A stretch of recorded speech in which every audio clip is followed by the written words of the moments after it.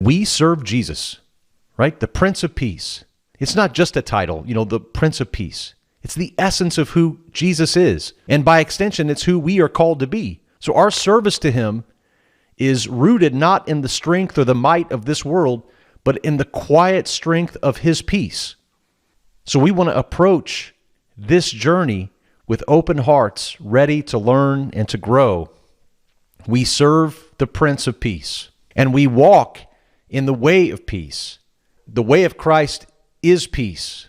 And walking in the way of Jesus means embracing his path of peace. And it's a path marked not by extreme ease, but by the challenges and triumphs of living out his radical teachings even when it's hard.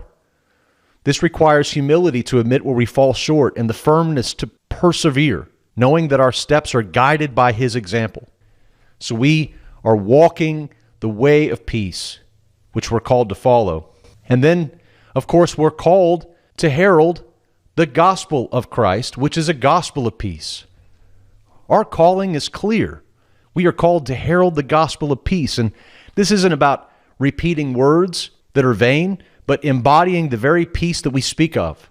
We're not the authors of this message.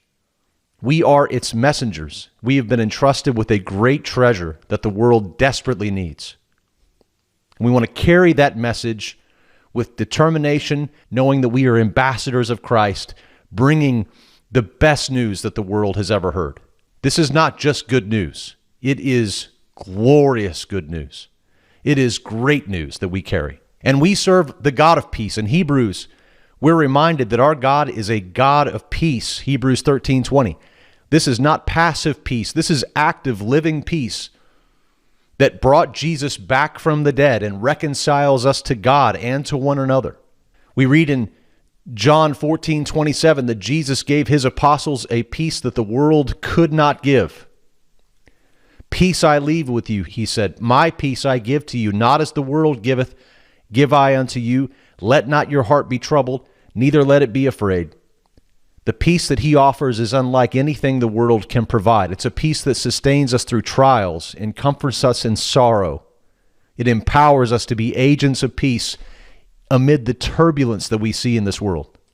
Philippians 4:7 tells us, and the peace of God, which surpasses all understanding, will guard your hearts and minds through Christ Jesus. This is a profound promise.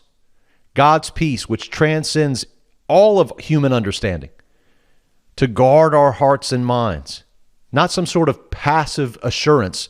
This is an active, protective peace that envelops us and guides us through life's uncertainties with a steady heart, a clear mind. We read in Colossians 3:15 that we are called to let the peace of Christ rule in our hearts. We're not just merely inviting peace in. We are allowing it to be the governor of our actions, the governor of our decisions, the governor of our relationships, even when it's difficult. And as members of one body called to peace, we want to strive to embody this rule of peace in our homes and in our minds and in our hearts and in our communities. We want harmony and unity because God desires it for us.